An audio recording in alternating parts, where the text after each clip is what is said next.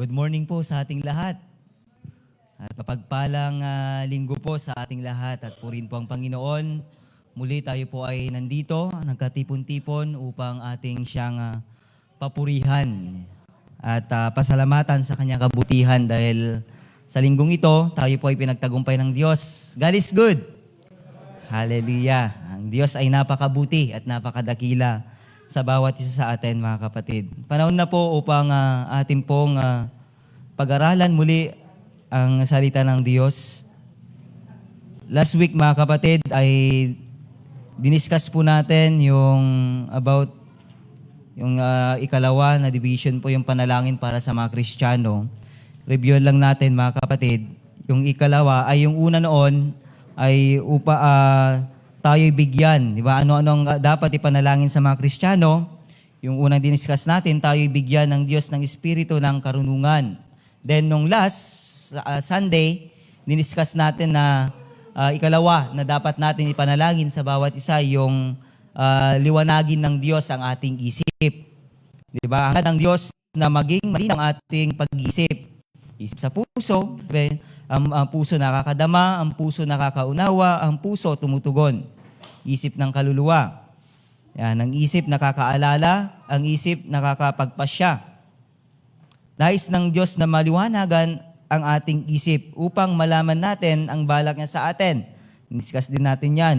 Ang ating inaasahan sa kanyang pagkatawag sa atin. Tinawag tayo para maligtas. Tinawag tayo para mamuhay na maayos. At tinawag tayo para maglingkod sa Kanya.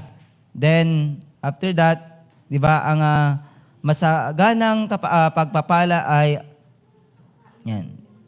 Ang masaganang pagpapalang inilaan niya sa atin, hindi lamang tayo po iligtas, mamuhay ng maayos, maglingkod sa Kanya. And then additional dyan, may pagpapala pong ibinigay sa atin ng Diyos dito po sa lupa. Lalong-lalo na po tayo po ng mga lingkod niya. Alam natin na ang Diyos ay abundance. Di ba? Masagana ang ating Panginoon at masagana po ang pagpapala ng Diyos. Tayo po ay una, nagpala po tayo sa spiritual. Dati tayo po ay malayo sa Kanya dahil sa kasalanan, pero hinanap tayo at iniligtas ng Diyos. At nung tayo po ay nanampalataya sa Kanya, nabuksan ang ating isip at nagkaroon tayo ng pagkaunawa sa Kanya at nagbalik loob tayo at ngayon patuloy na nauunawaan natin kung sino ang Diyos, kung ano ang Diyos sa ating mga buhay, kung anong ginagawa ng Diyos, nagkaroon tayo ng spiritual na kaunawaan sa ating Panginoon. Kaya tayo po ngayon ay naglilingkod sa Kanya. Di ba? Tayo po ngayon ay nandito.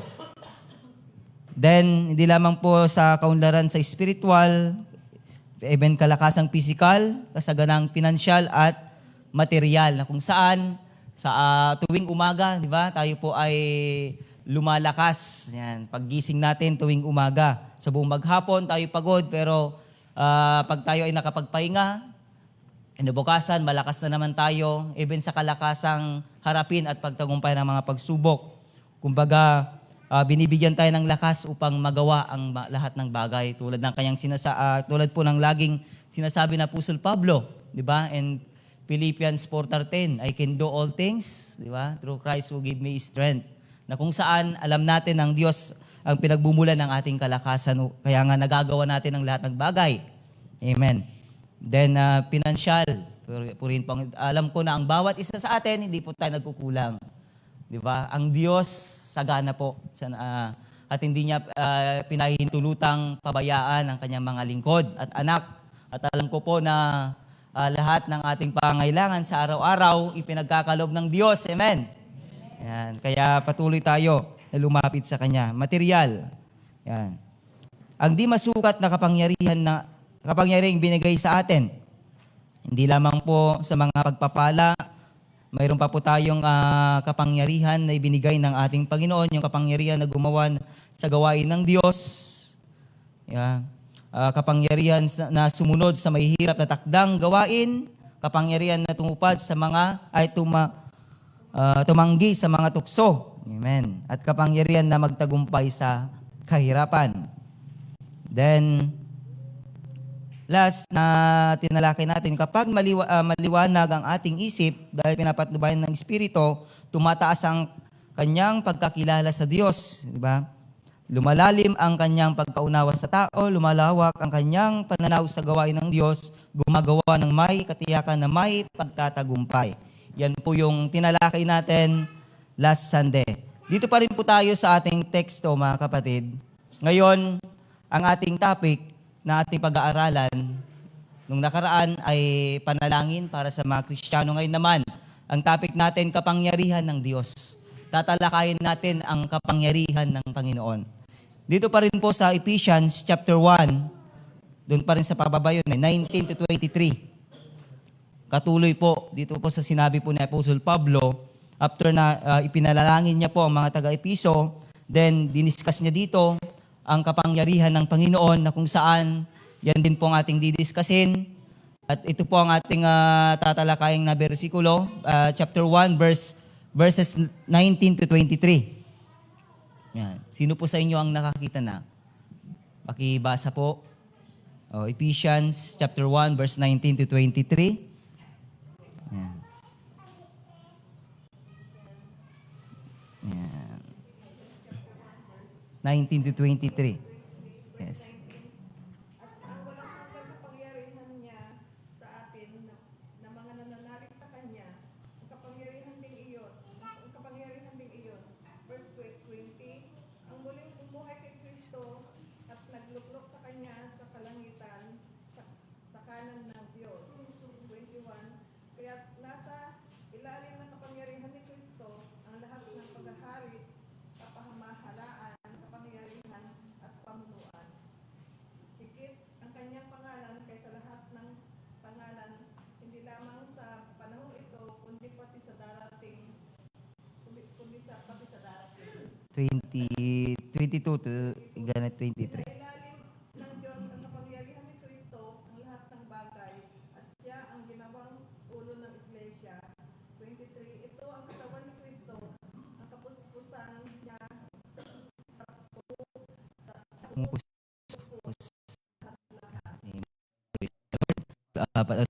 Tagal lang ng salita. Mga kapatid, ito talagang pag-acknowledge sa Apostol Pablo kung si Kristo. Kung ano ginawa ng Diyos sa kanya, na kung saan nung natupad ang kanyang dito po sa lupa, mga kapatid, nung natapos siya po ang uulin, siya po di ba, namatay na buhay at tinuan na po sa atin noon, ibinigay na ng Diyos Ama sa kanya ang kapangyarihan. Doon sa langit at dito sa lupa. Kumbaga siya na ang Diyos na kung saan siya ang ulo, di ba? Sabi dito, ulo. Siya ang ulo ng iglesia. Higit ang kanyang pangalan, siya na yung mamumuno sa lahat ng kapamalahan. Siya, si Kristo ang lahat ng paghahari, kamalahan, kapangyarihan, pamunuhan.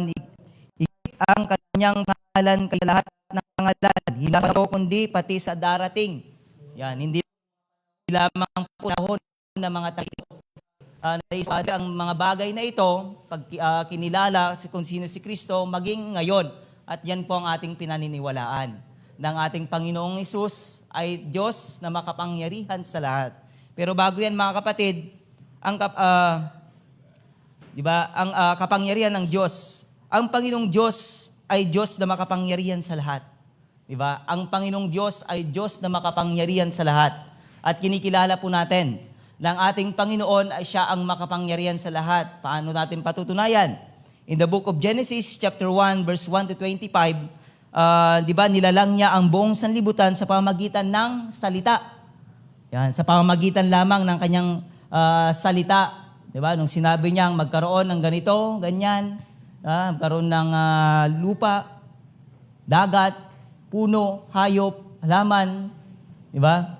Magkaroon ng lahat ng dito sa mundo, nagkatotoo, mga kapatid. Kung tirignan po natin sa creation ng Panginoon, sa pamamagitan lamang ng kanyang salita, nagkaroon ang lahat ng bagay. Kaya nga sa lahat ng mga nakikita natin, yan po ay mga nilalang ng Diyos na nagpapatunay na ang Diyos na ating pinaglilingkuran ay makapangyarihan sa lahat. Di ba? Sa pamamagitan lamang ng kanyang salita, nagkatotoo, nagkaroon ang lahat ng bagay. Kaya napaka-amazing ng ating Panginoon. Di ba? Mababasa natin yan, Genesis 1, verse 1 to 25. Basahin nyo ito lang ng kausat. Makita tayo dito. Dagijay imparso ni Apo Diyos, babaan iti sa una. Kada tayo lang nga tao, tayo lamang po yung ginawa sa pamagitan ng kanyang kamay. Amen. Pero sa lahat ng nilalang na nakikita po natin around the world, tumingala ka sa langit, tumingala ka sa lupa, sa karagatan, at sa lahat ng sulok ng mundo, yan po ay nilalang ng Diyos. Nilikha lahat yan ng Diyos. Amen. Hindi lamang po yun. Ang kanyang kamay ang umahawak sa lahat ng sanlibutan. In the book of Colossians chapter 1 verse 17, siya po ang humahawak. Kumbaga, kung ipahintulot ng Diyos na ang bituin ay malaglag dito sa ating mundo, baka napisit tayo niya, matay tayo siguro amin ang kalsat. Tingil na, hawak po niya ang ating mundo, mga kapatid. Kumbaga, nasa kanyang palad, diba, ang lahat ng mga, kung gugustuhin niya lamang, di ba? Na mangyari, mga bagay na yan, mangyayari at mangyayari. Kaya hawak niya eh. Sabi nga niya sa Colossians, tignan po natin. Chapter 1, verse 17. Tignan nga ninyo, mga kapatid. Nakita yon? Pakibasa man. Colosas, chapter 1, verse 17.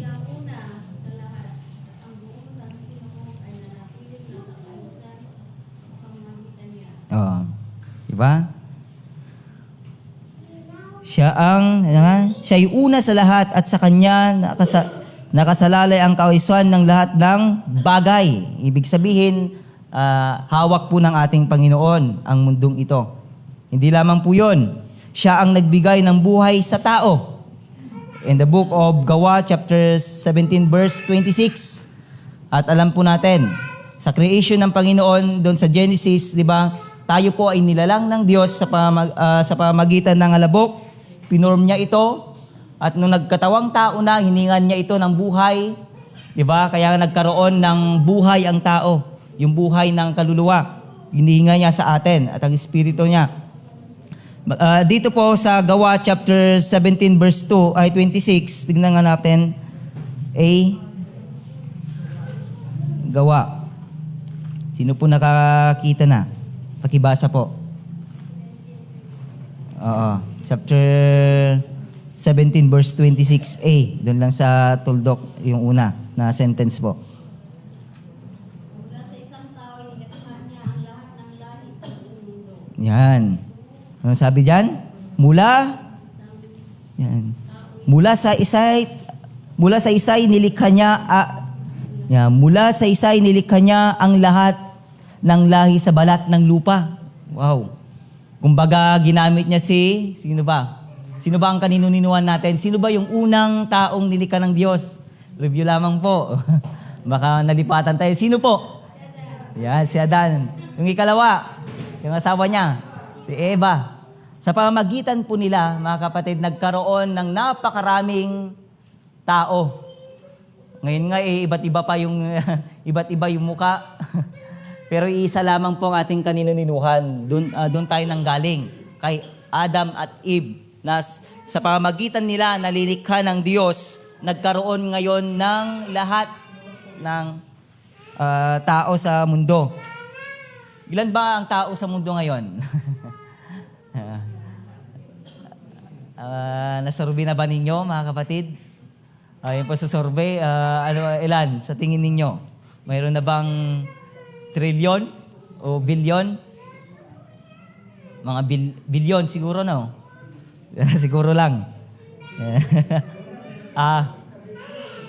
Sa Biblia, di ba, bilang sindami ng bituin sa langit. Gaano ba karami ang bituin sa langit? Di ko lang alam kung sino na po nakabilang.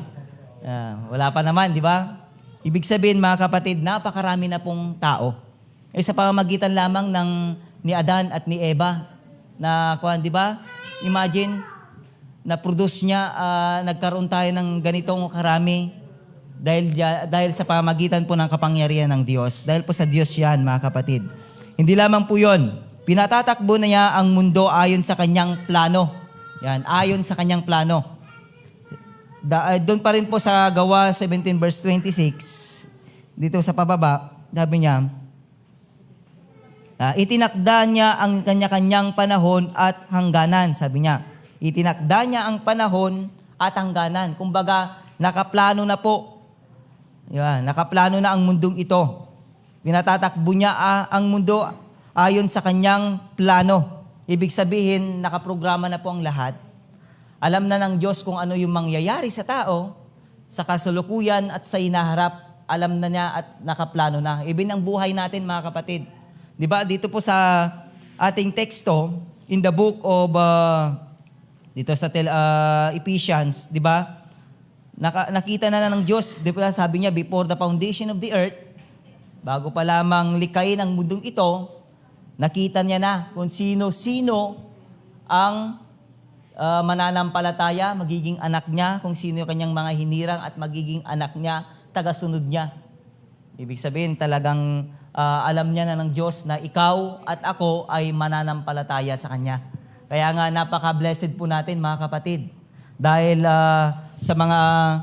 dahil sa napakadakila ang ating Panginoon, napakabuti ang ating Panginoon, na tigit sa lahat, napakamapagmahal ang Diyos. Nung in-invite tayo ng Panginoon, ay talagang nandun. Nag-response tayo, di ba? Nanampalataya tayo, tinanggap natin siya bilang ating Panginoon tagapagligtas. Kaya tayo po ay nandito, nagkakatipon-tipon, nagpupuri, sumasamba dahil alam natin at kilala natin na ang Diyos, di ba? Ipinakilala ng Banal na Espiritu sa atin at patuloy niyang ipinapakilala kung sino ang Diyos sa atin at patuloy tayong tinutulungan ng Banal na Espiritu upang malaman natin kung ano yung plano, kalooban at kagustuhan ng Diyos, kung ano yung dapat nating gawin upang maitaas ang Kanyang pangalan, kung ano yung mga dapat nating gawin upang patuloy natin masundan yung kalooban o plano ng Diyos sa ating mga buhay. Kaya nga, thanks God, kasi nandito tayo, kalooban at plano ng Diyos na tayo po ay nagkakaisa ngayon. Naniniwala po ba tayo na ang Kanyang mga anak ay dapat magkaisang maglingkod sa Kanya? At yan po ang dapat, tulad po ng ating teksto, di ba sinabi dito, diniscuss dito na si Kristo ang ulo ng iglesia at tayo po yung iglesia. Matatalakay din po natin yan dito po sa ating Now, mga kapatid, yan po ay introduction lamang. Ngayon, pupunta na po tayo sa ating pong pag-aaral. Paano ipinakita ng Diyos ang Kanyang kapangyarihan? Ngayon, paano ipinakita ng Diyos ang Kanyang kapangyarihan? Batay po sa ating teksto. Una po, mga kapatid, ito'y gumagawa sa buhay ng Kristiyano. Kumbaga, sa buhay natin, mga kapatid, patuloy natin nararanasan ang kapangyarihan ng Panginoon. Gumagawa, ibig sabihin, tayo po ang pinagpapakitaan ng Diyos, pinapakitaan ng Diyos ng Kanyang kapangyarihan ng mga Kristiyano. Una tayo po, dito po sa 19, di ba? Anong sabi niya dito? Verse 19. Yan. At ang walang hanggang kapangyarihan niya sa atin, di ba? Sabi niya sa atin, na mga nananalig sa Kanya. Ang kapangyarihan ding iyon, di ba? Ulitin natin. At ang walang hanggang kapangyarihan niya sa atin, di ba? Na nananalig sa Kanya. Sino ang tinutukoy niya din? Nananalig. Sino yon? Tayo po na nandito ngayon, mga kapatid. Hindi po yung mga nasa labas. Hindi po yung mga taong yan, papasya-pasya, pabandi-banding. Yung wala pong oras sa Diyos. Tayo po na nandito ngayon at may panahon para sa Diyos. Kumbaga, sa atin po ipinapakita ng Diyos ang Kanyang kapangyarihan. Ang Kanyang kapangyarihan ay di masukat, mga kapatid. Hindi yan masukat. Pinakamataas na kapangyarihan sa lahat. Hindi mahigitan ng mga magician sa lamangkero, hindi mahigitan ng may mga anti-anting, mga albularyo, sino ba yung mga may mga kapangyarihan. Hindi mahigitan ng mga superhero na napapanood po natin. Di ba? Yung Avengers, na mga mahilig sa mga superhero, mga may kapangyarihan. Kahit na yung mga nagwawasak ng mundo, di ba yung mga napapanood natin, na parang namamangha tayo, yung mga napapanood natin kung minsan, kahanga-hanga at talagang hindi po matutumbasan ng mga bagay na yan, ang kapangyarihan ng Diyos, napakamataas. Pinakamataas na kapangyarihan sa lahat. Kaya niyang gunawin ang mundo sa pamamagitan ng kisap mata lamang natin. Ayan. Kaya niyang, di ba? Hindi lamang po yun. Pinakamalalim. Hindi lamang po pinakamataas, pinakamalalim pa, at pinakamahaba. Talagang hindi mo i-describe ang kapangyarihan ng Diyos, mga kapatid. At dahil din sa kapangyarihan ng Diyos na yan, tayo po ay naligtas. Bakit? Ibinigay niya, di ba?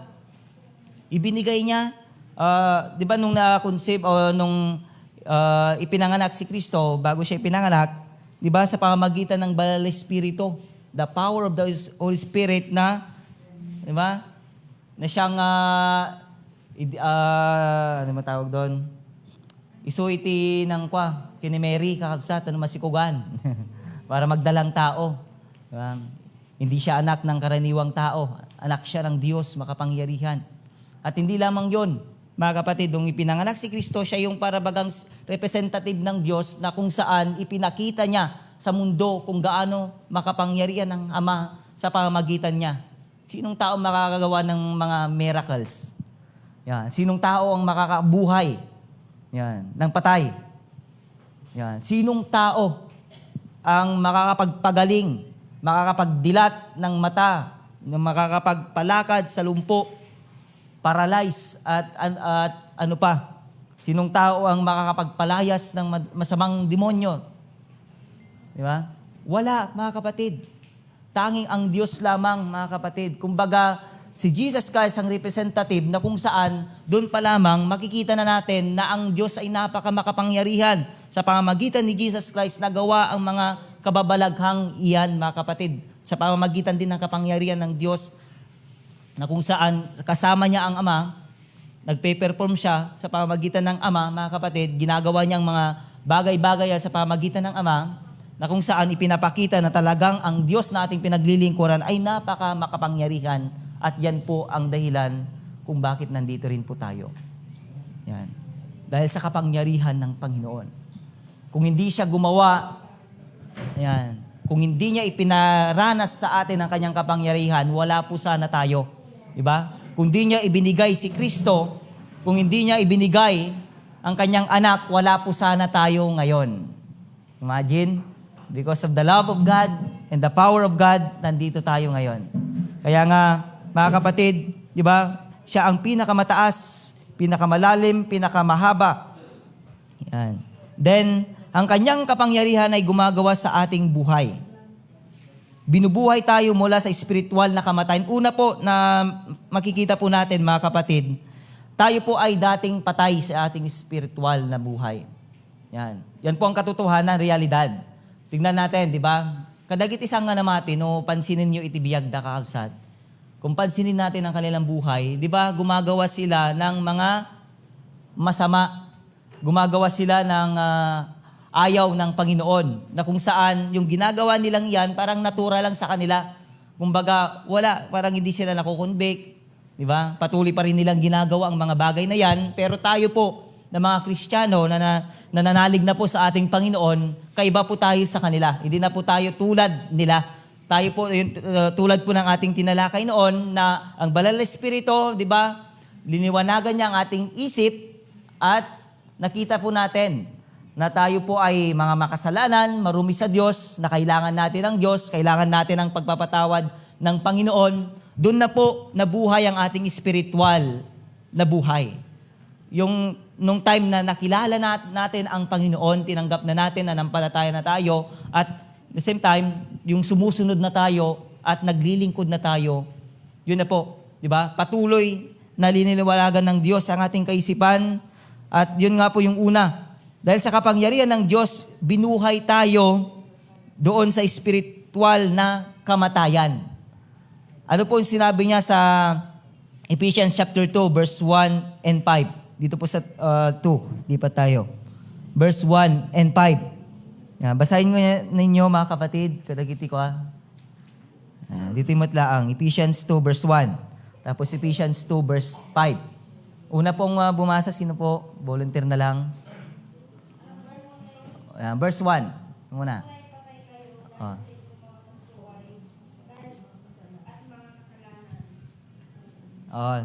Next verse 5. Sino po? 2 verse 5 din. Verse 5, tayo ginuhay niya kay Kristo kahit noon tayo mga patay dahil sa ating pagsuway. Yan. Dahil sa kanyang kagandaang loob. Yan. Naligtas nga kayo dahil sa kanyang kagandang loob. Di ba? Tignan natin, pansinin natin. Nung unay, sabi niya, mga patay kayo dahil sa iyong pagsuway at mga kasalanan. Di ba? Yan po ang katotohanan na sinasabi po natin kanina, na tayo po ay mga patay dahil po tayo po ay mga makasalanan noon, mga kapatid, gumagawa ng kasalanan. Wala tayong kaugnayan sa Diyos ng mga panahong yan.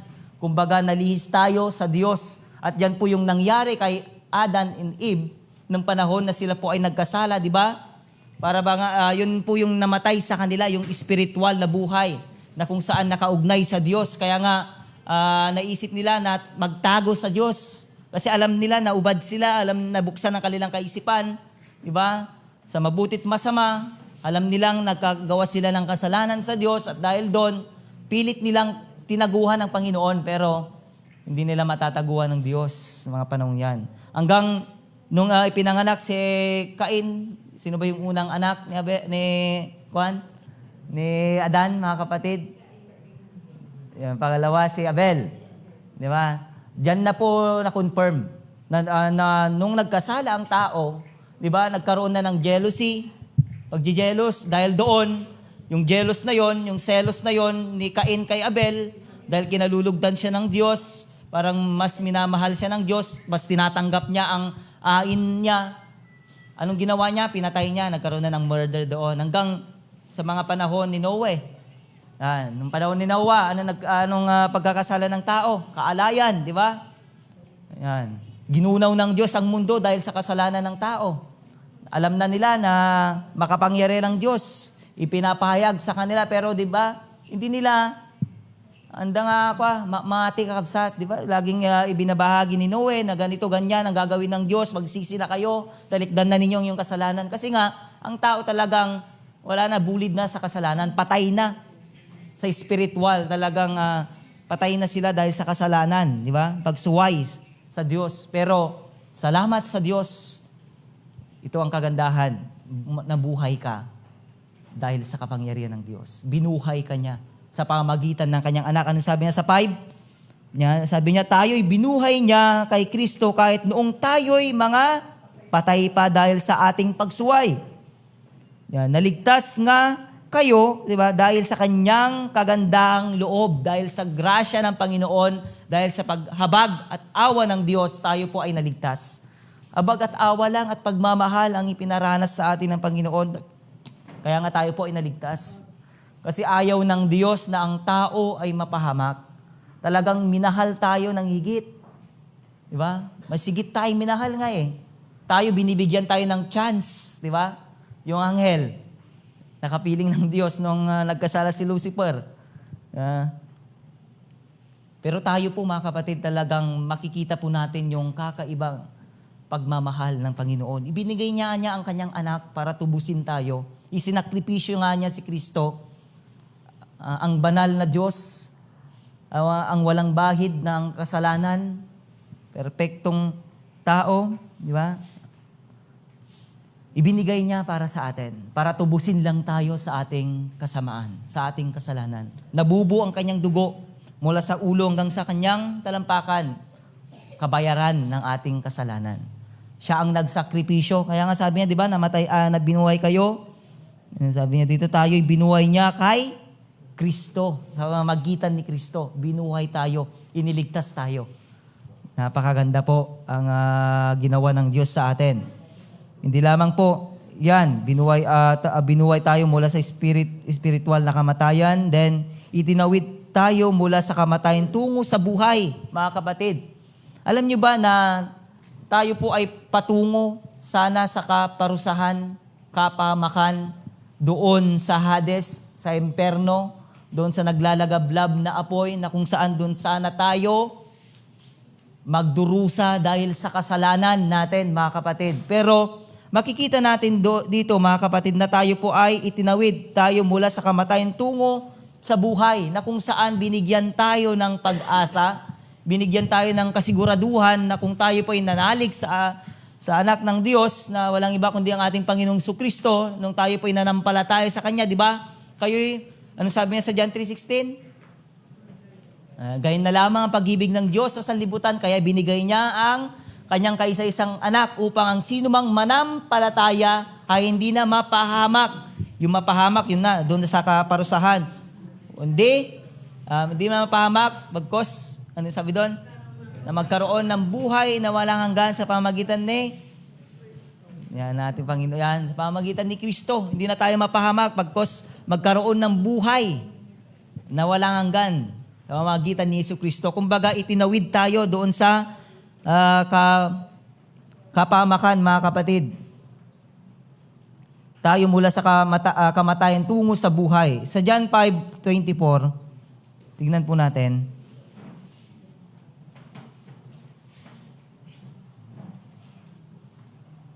Yan. John 5:24. Sabi po dito, sinasabi ko sa inyo, ang nakikinig sa akin, sa aking salita at nananalig sa nagsugo sa akin ay may buhay na walang hanggan. Hindi na siya hahatulan, kundi ililipat na sa buhay mula sa kamatayan. Purihin ng Diyos.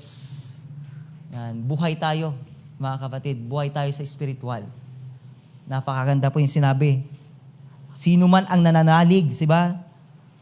Yan.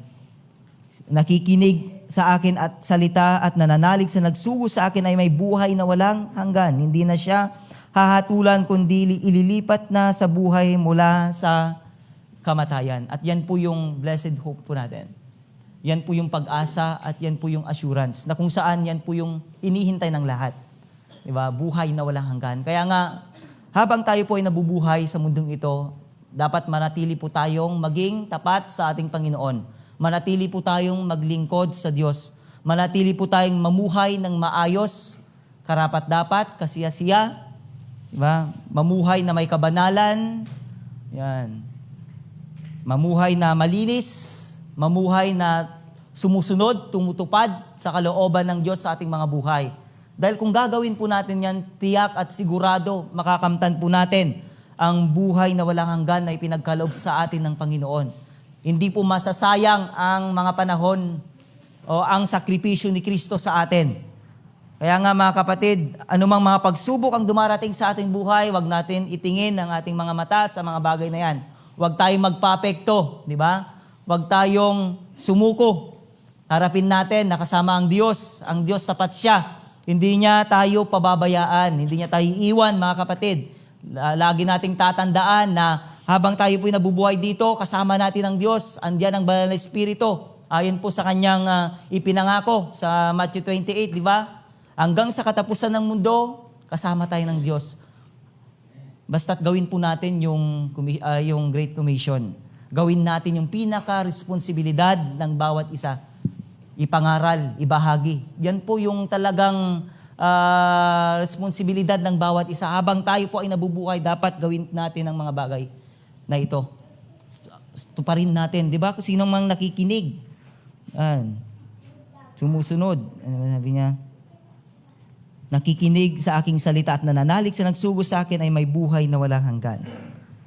Hindi na siya hatulan kundi lilipat na sa buhay mula sa kamatayan. Puri ng Diyos. Hindi lamang po yun, mga kapatid. Yan. Then, pangalawa, di ba, uli yung kanina natin, ang pangatlo. Una, ang kanyang kapangyarihan ay di masukat. Ang kanyang kapangyarihan ay gumagawa sa ating buhay. Ang kanyang kapangyarihan ay nagbago sa ating buhay. Amen. Nagbago sa ating buhay. Dating buhay, pinalitan ng bagong buhay. Lagi pong ipinapaalala at lagi pong ipinapaalala at sinasabi sa atin, 'di ba, na kung tayo po ay nakipag-isa na kay Kristo, in the book of 2 Corinthians 5:17, mga kapatid, 'di ba? Ang sino man nakipag-isa kay Kristo ay siya ng bagong nilalang. Wala na ang kanyang dating pagkatao, siya na ay bago. Yan. Nung tayo po'y nakipag-isa, ibig sabihin, hindi na po tayo tulad ng dati. Kumbaga, yung kasalanan ay tinalikuran na natin. At nakaharap na tayo sa Diyos na kung saan dapat ang mga Kristiyano namumuhay na may kabanalan talaga, mga kapatid. Huwag mo nang balik-balikan pa yung nakaraan at yung dating ginagawa o yung mga kasalanang ginagawa pa. Diba? Kung tunay nga na ikaw ay isang Kristiyano, kung tunay na tinanggap mo si Kristo, nanalig ka kay Kristo, ibinigay mo, isinuko mo ang iyong buhay sa Kanya, ibig sabihin, pawang ang kalooban na ng Diyos ang ginagawa mo. Hindi na yung kalooban mo, hindi na yung gustong-gusto mong, mga kapatid. Kumbaga,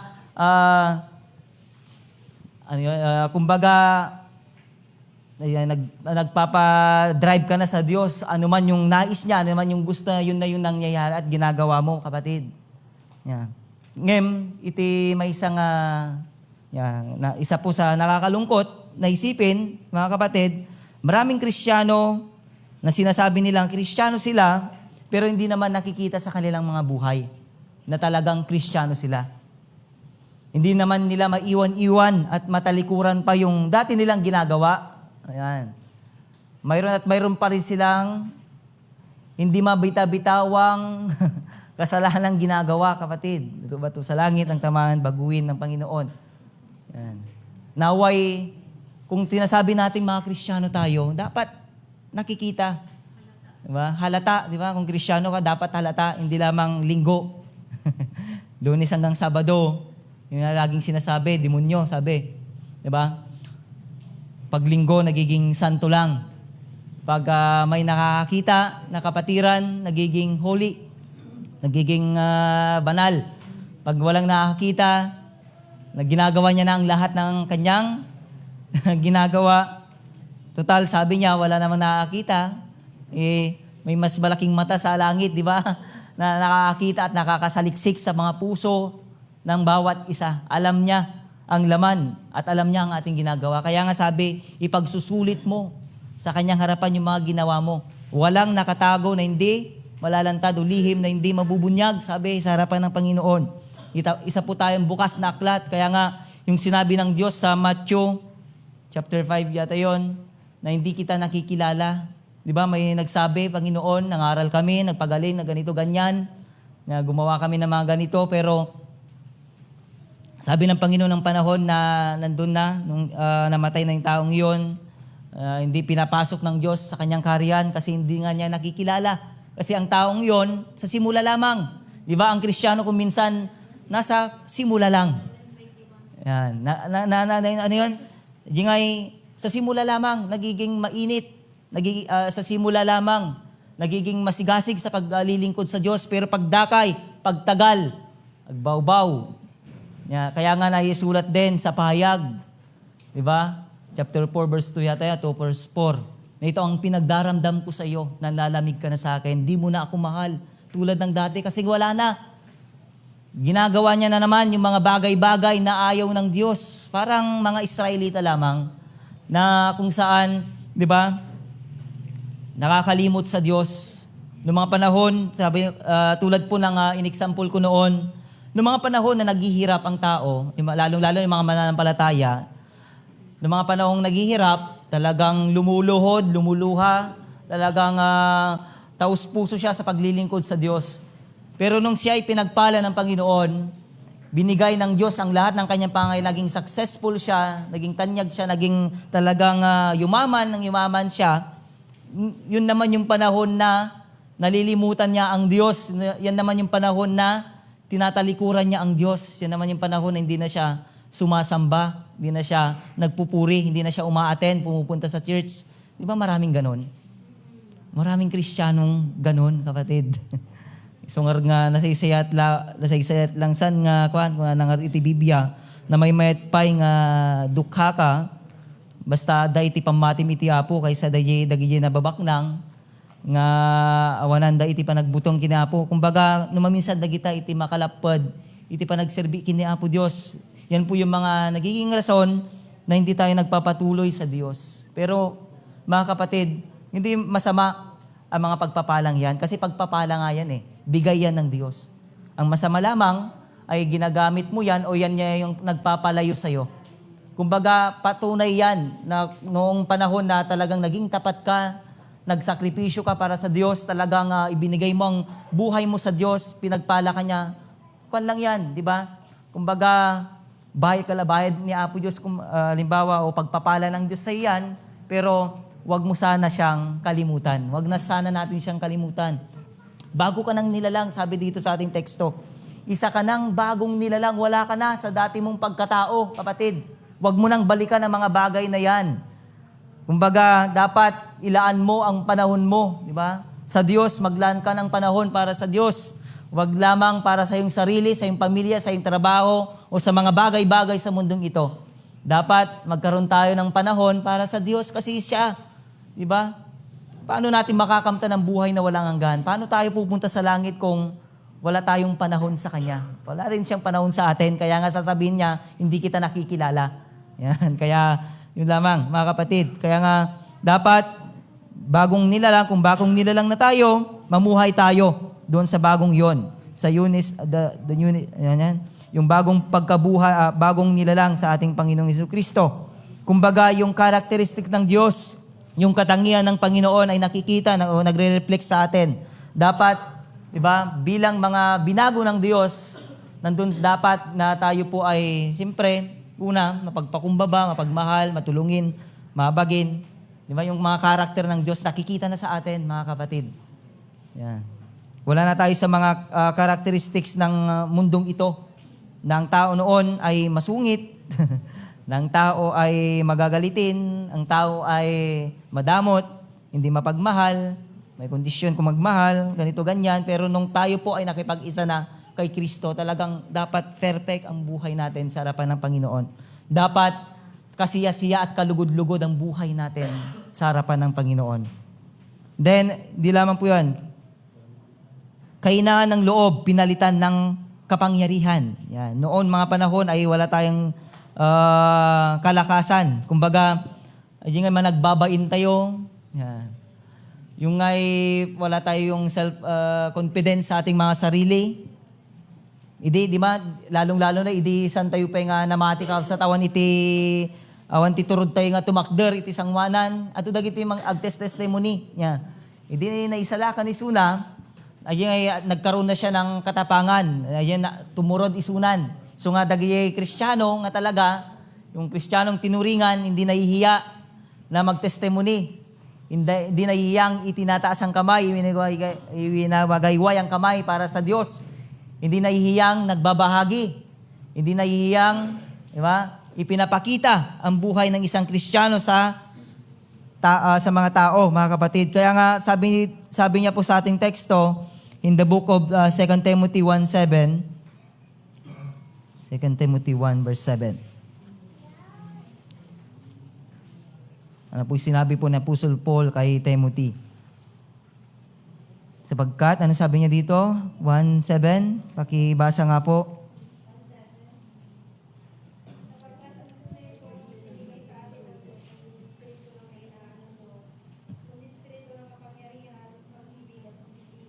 May tatlo. Dahil titalo, kakabsat nga makita tayo dito. Di ba? Sapagkat hindi spirito ng kaduwagan ang binigay sa atin ng Panginoon. Isungantay ko mga bubutang dagiti alya. Kakabsat. Mas makapangyarihan ang Diyos natin kaysa sa kanila. Di ba? Mas makapangyarihan. So nga, kadagiti mo nagbubutang dito, gising. Gising. Di ba? Sabi dito ni Apostle Paul, ito po ay sinabi niya kay Timothy na kanyang anak sa pananampalataya na batang pastol, na kung saan ini-encourage niya siya, pinaalala niya siya, dahil nga nung mga panahon ni Timothy, siya po ay batang pastor at ang kanyang pinapastulan ay malaking kongregasyon na maraming mga tanyag, maraming mga matatalino, mga panlakayon, kadagi na dudunong Kristiyano, kat ubing isuna. Ngayon, dahil tikat pang papigsa. Ayan. Pinapalakas po ng loob ni Apostle Pablo si Timothy, na kung saan yan din po, mga kapatid, ay hindi lamang mensahe sa kanya, kundi mensahe din po sa atin. Na sinasabi dito, hindi po espiritu ng kaduwagan ang ibinigay sa atin ng Diyos. Mga kapatid, isuantay ko mga managbubuteng, managdandanag, tayo iti buteng, mangtad iti danag, mangtad pa iti, niya pa, nervyos kada, may depress ka pa Kadagitian niya pa ado ti sakit nga may dulot na iti panagbubutang kakabsat. So nga do ti atake, ado ti mamatay. Nga po ti panagbubutang. Ado dagiti nga makakaan, di ba? Mga katurog. Ngayon, kada tayo nga Kristiyano, panunutan tayo kakabsat, ang Diyos ay makapangyarihan. Dinidiscuss nga natin kung gaano makapangyarihan ang Diyos na siyang ipinaparanas niya sa atin. Di ba? Kung ang Diyos ay makapangyarihan sa lahat, wala dapat tayong ikatakot. Kaya nga yung kanta na compose, dumaan man ako sa apoy, di ako masusunog, dumaan man ako sa ilog, di ako malulunod. Kasi anong rason? Kasama natin ang Diyos. Kung kasama natin ang Diyos, wala dapat tayong ikatakot, mga kapatid. Kaya nating harapin kahit na si Satanas. Harap-harapan, kaya mo siyang mingmingan, kaya mga mingmingan, kakapsat. Saan ka ngagkurap? Ang kamahaba ngagkurap, mahaba mo isuna. Yun po, mga kapatid, kaya nga sabi niya dito, Espiritu ng kapangyarihan. Yan. Ibinigay sapagkat hindi espiritu ng kaduwagan ang binigay sa atin ng Diyos, kundi espiritu ng kapangyarihan. Kapangyarihan na gumawa ng mga bagay, mga himala. Yan, kapangyarihan na magpalayas sa masamang demonyo. Kapangyarihan gumawa sa mga gawain ng Diyos, mga kapatid. Then pag-ibig. Di ba ang pag-ibig, kuhaan natin, iti ayat kakabsat, kapangyarihan ng pag-ibig. Iti ayat, kaya na nga, ano ba, sarusukan dagiti panganib, kakabsat, makamtan, di ba? Makamtan lang yung pagmamahal ng dalaga, kaya niyang tawidin ang mga bundok, ang kabataang yon. Kaya niyang sungkitin ang buwan. Mga imposible kunin ang mga bituin na iaalay sa kanyang minamahal. Kumbaga, ang pagmamahal ay paturod. Tulad ka lang ni Pastor. Kaya na. Po pag-ibig. Pastor, makamuda yikat. O pag-ibig. Makinang lahat, makamtan lang ang ikaw mo, makinang lahat, makamtan ka lamang. Hamakin, ibig sabihin, di ayat kakabsat, kaya na nga aramiden, dagi nga imposible nga gaputi ayat kakabsat. Lalo mo't dagiti kastamat. No, i-relate tayo kakabsat, kada tayo nga namati, no, i-aplikar tayo kadagiti san nga namati, nya, uri no sino man day nga tao, uri no na presidente kuma, ni gobernador, dagiti natataas nga tao, kaya tayo isuda nga i-reach out, kaya tayo isuda nga bagi na niti sasaw iti apong no, dati ayat nga talaga iti puso tayo. Ayat nga dagiti nga tattao ket may salakan. Pag-ibig, kaya tayo kakabsat, taday iti ayat nga inted kada tayo ni Apo Diyos. Then pagpipigil sa sarili. Kumbaga, mayroon na po tayong self-control na ba? Idi managungot ka, kakabsat. Nakaro iti panagungot mo, uri mo lang madangran, dayay ungtam, uri mo lang kahit mo pa nga mapatay. Di ba? Kasta iti tao, kabsat, natura iti tao nga, no, ang makaungot, karaman nan, makadangran. Pero madangran na, no niya dagijay may barsak na, di sungar nga, no niya dagijay igum na, no, kutsilyo man, no, mabayarin na pa nga papatay, dahil nga tao, ngem, kada tayo nga Kristiyano kakabsat, iba po tayo sa ganon. Nung tayo po ay nakipag-isa na kay Kristo, dahil si Kristo na ang nananahan sa atin, mayroon na po tayong self-control, pagpipigil sa sarili na hindi gumawa ng mga bagay na ayaw po ng Diyos. Kaya na nating, di nga kaya tayo nga, saanan nga ramiden naging nga banbanag kakabsat. Yeah. Kaya tayo nga mapigilan iti sarili tayo. Tada, iti kapangyarihan iti Diyos nga dakada tayo. Ada iti santo nga espiritu kakabsat nga mangkumkumbik kada tayo, mangkonkontrol kada tayo, mangpigpigil kada tayo nga aramiden dagi isang pag-iso iti sangwanan iti Apo. Kumbaga iti santo nga espiritu tulungan na tayo nga agaramid dagiti banag nga mangted iti dayaw kini Apo Diyos kakabsat. Yan. Yan po yung una, mga kapatid. Ang kapangyarihan ng Panginoon ay gumagawa sa buhay ng Kristiyano. Ang kanyang kapangyarihan ay di masukat. Pinakamataas, pinakamahalalim, pinakamahaba. Ang kanyang kapangyarihan ay gumagawa sa ating buhay. Binuhay tayo mula sa espiritual na kamatayan. Itinawid tayo mula sa kamatayan tungo sa buhay. Ang kanyang kapangyarihan ay nagbago sa ating buhay, mga kapatid. Dating makasalanan, ngayon ay ligtas, banal sa harapan ng Diyos. Dating buhay, pinalitan ng bagong buhay. Wala na tayo sa ating lumang pagkatao. Tayo ay bagong nilalang na sa Panginoon. Nasa sa atin na yung mga katangian ng Diyos at nagagawa na po natin ang mga katangian ng Diyos at nagagawa na natin ang mga bagay na nagbibigay kaluguran sa ating Panginoon dahil nananahan na ang Diyos sa atin. Diba? Dating mahihina o dating walang lakas ng loob, dating matatakutin, dating laging nangangamba, nababalisa, ngayon ay mayroon ng kapangyarihan, di ba? Kahinaan ng loob, pinalitan ng kapangyarihan sa Timothy. Nagkaroon na tayo ng kapangyarihan na kung saan magawa ang mga bagay ayon sa Diyos, yung mga gawain ng Diyos, yung mga kamangamangha. Then mayroon na tayong pagmamahal, then pagpipigil sa sarili. Ikalawa, mga kapatid. Ayan.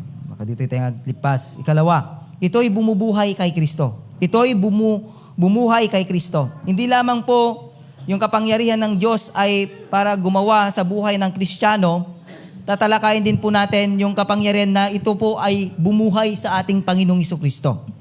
In 20, ano sabi niya sa ating teksto? Ephesians 1:20. Sabi niya dito, kaya't nasa ilalim ng kapangyarihan ni Kristo, 20 pala, ang muling bumuhay kay Kristo at nagluklok sa kanya sa kalangitan. Di ba? Sabi niya, ang muling bumuhay. Sa pamamagitan, ano yon? Yung kapangyarihan ng Panginoon, ng Diyos Ama. Muling bumuhay kay Kristo at nagluklok sa kanya sa kalangitan. Yan. Ito'y bumuhay kay Kristo. Ang kapangyarihan ng Diyos ang bumuhay kay Kristo. Yan. Even Gawa chapter 2 verse 24. Yan. Yung mga teksto natin. Gawa 2 verse 24.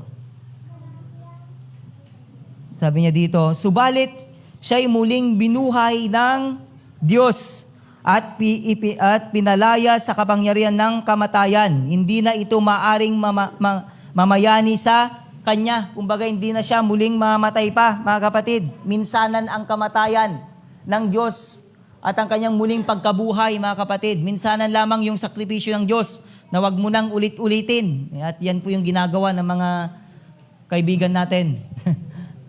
Diba? Yung mga kaibigan nating mga Romano na kung saan patuloy nilang pinapatay si Kristo tuwing mahal na araw.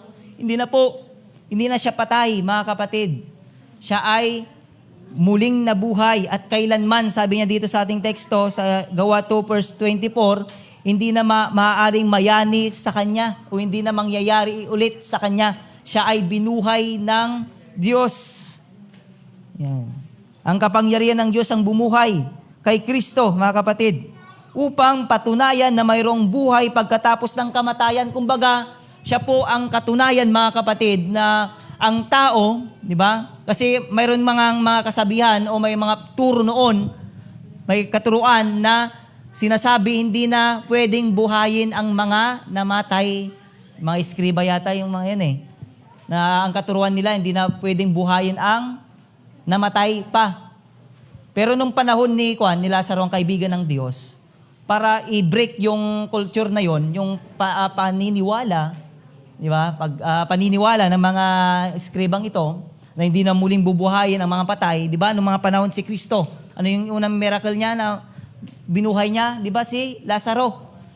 Upang ipakita na ang tao ay pwedeng buhayin ng Diyos, na hindi magtatapos sa kamatayan ang buhay ng tao. Na kung ang tao ay namatay, doon na ang Jacob. Sa pamamagitan ni Kristo, siya po yung nag-represent na kung saan ipinapakita po niya na sa pamamagitan po niya na binuhay ng Diyos, useless po sana ang ating ginagawa kung patay ang Kristo natin.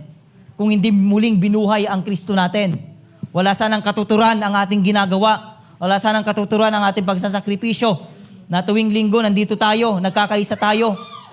May mga malalayong lugar na pupunta, Alaminos, Yamyanan, Bagatan, Laodaya, Inirangan, Panditoy, makikapagmaymay sa tikastoy, no, saan nga nabiyag ni Kristo tayo, kakabsat. Ang Kristo po natin, ang ating tagapagligtas, muling nabuhay. Kung siya po ay muling nabuhay, patunay na muling nabubuhay ng Diyos ang mga namatay, ganun din po sa atin. Yan po yung pag-asa natin. Na pag tayo po ay namatay, muli tayong bubuhayin. Yan po yung inaasahan natin at assurance natin mga mananampalataya. Bubuhayin na kasama niya. Bubuhayin tayo at ipagkakalob sa atin ang buhay na walang hanggang kapiling ng Diyos. Kumbaga dito po sa mundong ito ay punong-puno ng inagpis, punong-puno ng hirap, punong-puno ng pagdadalamhati o punong-puno ng paghihirap, sakit at anuman, mga kapatid. Di ba? Sorrowful nga rin iti biyag, iti labaw, iti daga, napnap man iti sorrow, kakabsat.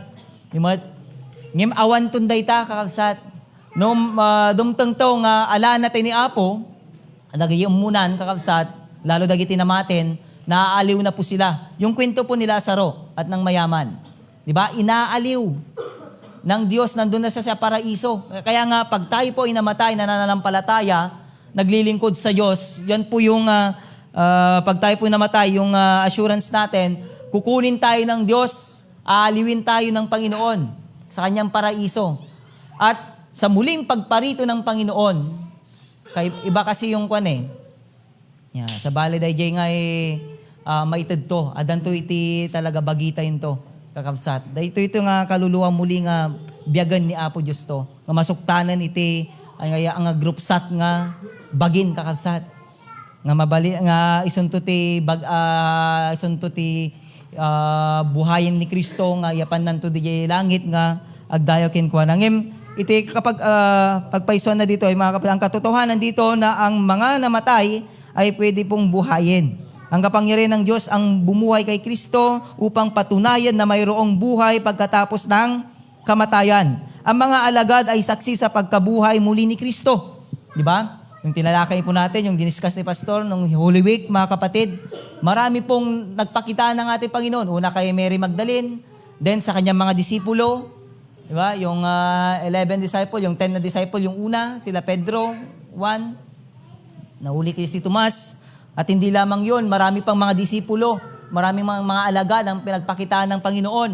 Lalong-lalo na nung siya po ay nag-ascend na sa langit, na kung saan ipinakita doon na si Kristo na ating pinaglilingkuran, saksi po sila at marami po sa kanila ang nagpapatunay na ang Kristo na ating pinaglilingkuran ay buhay. At siya po ay nasa kalangitan. Diba? Saksi po ang mga alagad ng ating Panginoong Kristo. In the book of Lucas, kabsat, mga alagad at iba pa ay saksi sa pagkabuhay muli ni hindi lamang ni Kristo pati ni Lazaro, kakabsat. Ang mga alagad ay saksi sa pagkabuhay muli ni Kristo sa Gawa chapter 2 verse 32 pa, kakabsat. Dito pa Gawa. Kuna na dito itong si Jesus ay muling binuhay ng Diyos at saksi, sabi niya, kaming lahat sa bagay na ito. Kumbaga, saksi, sabi niya dito, si Apostle Pedro, na siya nga nangangaral.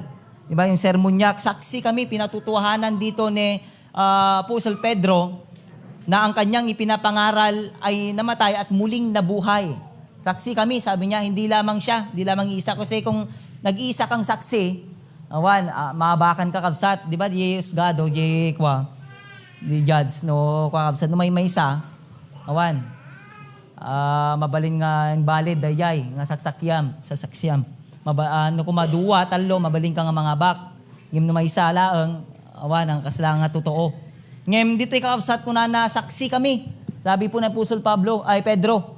Ibig sabihin, nakita po nila at napatunayan na si Kristo ay muling nabuhay. At yung in-example ko kanina kay Lazaro, mga kapatid. Diba, nung binuhay ng ating Panginoon si Lazaro, na kanyang kaibigan, saksi ang kanyang mga alagad, at yung mga tao na nakapalibot, upang kontrahin yung doktrina ng mga eskriba na hindi na muling bubuhay ng mga patay. Mayroong muling pagkabuhay, mga kapatid. Yan ang katotohanan. At yan po ang ating inaasahan. Kaya kung wag namatay kayo, Wag namatay tayo. Ya. Sino kada kayo iti kahit na nga mapatunayan daytan kapsat. Balin kayo nagbolunteeron. Ayan, kahit yung mapatunayan nga talaga nga dati sumarunong nga biyag, nga sa nga patingga daytoy kamatayanan. No dikot dayta iti simula iti biyag kakabsat ngagnanayon. Nga ang patingga na. Ni kamo ni Brother Guden no kaya nan nga may experience sanan. Gal. joke lang. Nya. Dumteng to dayta kakabsat, darating po 'yan. Pero habang po tayo ay buhay pa, ang dapat nating gawin kung gusto nating masiguro na may buhay tayong walang hanggan, manatiling tayong tapat sa Diyos. Amen. Manatili tayong maglingkod sa Diyos. Huwag tayong tatalikod sa Panginoon. Then, yan. Yung una upang patunayan na mayroong buhay pagkatapos ng kamatayan. Pangalawa, upang ipakita na si Jesus ang unang bunga ng pagkabuhay na muli. Yan. Hindi lamang upang patunayan na mayroong buhay pagkatapos ng kamatayan. Pangalawa, yung upang ipakita na si Jesus ang unang bunga ng pagkabuhay muli. Yan, siya po ang unang bunga na pagkabuhay muli. Diba? Ipinakita niya sa kanyang mga alagad yung tusok ng pako, yung sa kanyang mga kamay na pwede nilang ikon yung kanilang daliri, mga kapatid, even sa kanyang tagiliran at paa. Pinakita niya yon, patunay na talagang muli siyang nabuhay. Siya ang patunay na upang ipakita na si Jesus ang unang bunga ng pagkabuhay muli. In the book of 1 Corinto 15:20-23, yan, unang Korinto 15:20-23.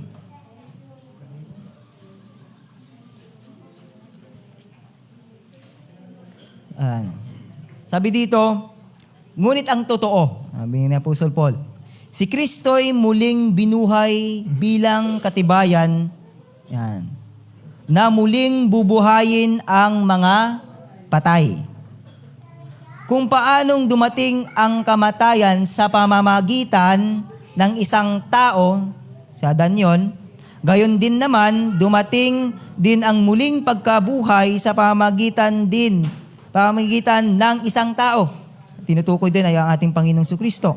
Kamatayang pisika, spiritual, yung tinutukoy doon sa una, pero ito ay buhay sa spiritual. Sapagkat kung paanong mamamatay ang lahat dahil sa nilang kaugnayan kay Adan, sabi niya dito, gayon din naman, mabubuhay ang lahat dahil sa kanilang kaugnayan kay Kristo. Kaya kadatayo kakabsat, ngagdaydayaw kini Kristo, na may Kristo sa buhay, sigurado tayo po ang makakakamit ng ipinangako ng Diyos na yan. Tayo po ang pagbibigyan ng Diyos ng mga yan, mga kapatid. Tayo po yung makaka-experience yan. Yan. Sa atin po na mga naglilingkod kay Kristo. Kaya nga napaka-blessed natin. Napaka-blessed natin, mga kapatid. Kasi si Kristo ang ating pinaglilingkuran. Kasi ang Diyos ang ating pinaglilingkuran. Hallelujah. Then, siya'y nabuhay muli at hindi muling mamatay. Yan, siya nabuhay muli at hindi na muling mamatay, mga kapatid. Then, upang maisakatuparan ang pagpapawalang sala sa Kristiyano. Yan, upang isakatuparan ang pagpapawalang sala sa mga Kristiyano. Take note, Kristiyano.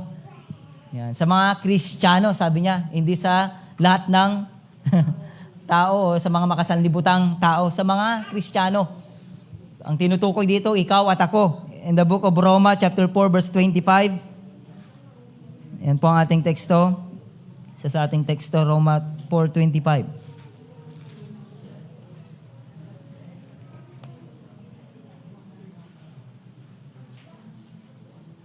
Yan, sabi niya, ipinapatay siya dahil sa ating mga kasalanan at muling binuhay upang tayo'y mapawalang sala. Mga kapatid, pinapatay siya dahil sa ating mga kasalanan. At, ano sabi niya? At muling binuhay upang tayo'y mapawalang sala. Katunayan, mga kapatid, na tayo po ay napawalang sala sa pamagitan ng muli niyang pagkabuhay. Tayo po na mga Kristiyano. Sino man nakipag-isa kay Kristo ay pinawalang sala na dahil kay Kristo. nabuhay muli, mga kapatid. Sino mang nakipag-isa kay Kristo ay pinawalang sala na dahil si Kristo ay nabuhay muli. Kaya nga kadatayo dahil kaabsat. Praise the Lord. 3 minutes lang rin. Well end. So nga di tatay pa lang patinggat at takabsat, ituloy tayo no Domingo. Manan. Medyo tindog pa na ito eh. Kamo numalpas na Domingo o dahiting bulan. Diyan po tayo dahita pa lang iti pagpatinggaan tayo kakabsat. Ang kapangyarihan ng Diyos.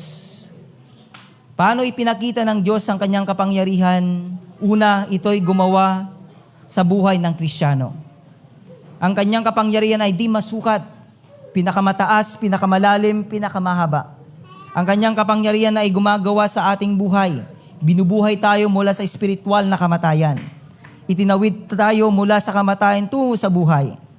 Ang kanyang kapangyarihan ay nagbago sa ating buhay. Dating buhay, pinalitan ng bagong buhay. Kahinaan ng loob, pinalitan ng kapangyarihan. Praise the Lord. And then yung ikalawa, division natin, ito'y bumuhay kay Kristo. Alalahanin natin dahil sa kapangyarihan ng Diyos, diba, ang kapangyarihan ng Diyos ang ang bumuhay kay Kristo upang patunayan na mayroong buhay pagkatapos ng kamatayan. Ang mga alagad ay saksi sa pagkabuhay muli ni Kristo. Mga alagad at iba pa ay saksi sa pagkabuhay din ni Lazaro upang ipakita na si Jesus ang unang bunga ng pagkabuhay muli. At siya'y nabuhay muli at hindi muling mamatay. Upang may sakatuparan ang pagpapawalang sala sa Kristiyano. Sino mang nakipag-isa kay Kristo, pinawalang sala na dahil sa Kristo ay nabuhay muli. Yan, mayroon po tayong katanungan, may daragdag mga kapatid. Yan, 1 minute and